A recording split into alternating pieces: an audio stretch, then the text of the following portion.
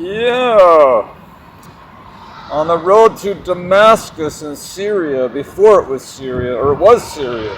It's been Syria for thousands of years, but under different monarchical rules, different governments rule, different peoples, different cultures. Yeah, the Apostle Paul was on his way to Syria to arrest Christians there who were followers of Christ. He was a really devout Jew of a very strict sect known to Judaism, ancient Judaism, called the Pharisees. And although they believed in the supernatural, they weren't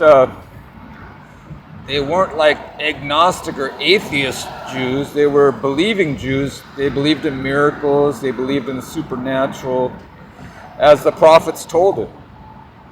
But the Sadducees were a little bit more of the naturalistic, rationalistic, scientific people that had some reservations about miracles. But the Pharisees weren't like that. They believed in the miracles.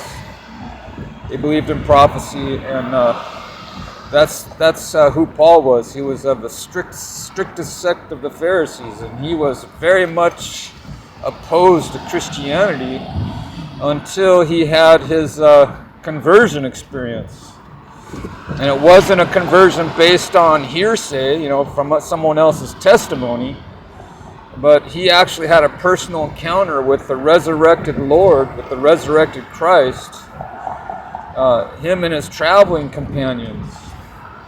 And one of the things that struck Paul when he encountered this risen Christ in his resurrected form, he appeared to him as a bright entity, like that was brighter than the sun, brighter than the glow of angelic beings. He heard his voice, and he saw the Shekinah glory that was all around him. And he said, Paul, what are you, or Saul, that was his former name as a Jew.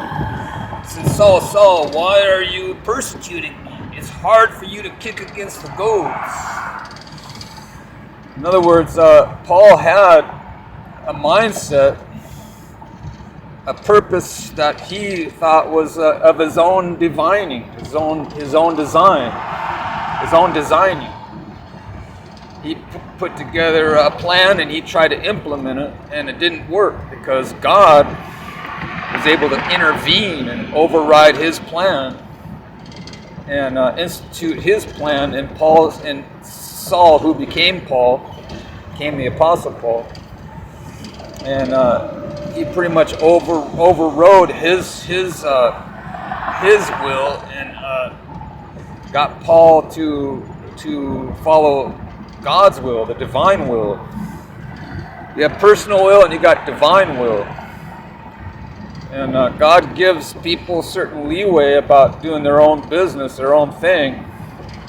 But there are a few here and there where God will actually derail someone, off their own path so that they can choose his path, God's path. And sometimes there's no other alternatives that God gives you except for one, like Jonah. Jonah really didn't have too many options. He was trying to escape God. He was trying to go to Spain or wherever Tartarus is. And he was trying to escape God's will for his life. He was told he had to go to the Assyrians and warn them of God's wrath if they didn't repent. And the prophet Jonah didn't want to do it.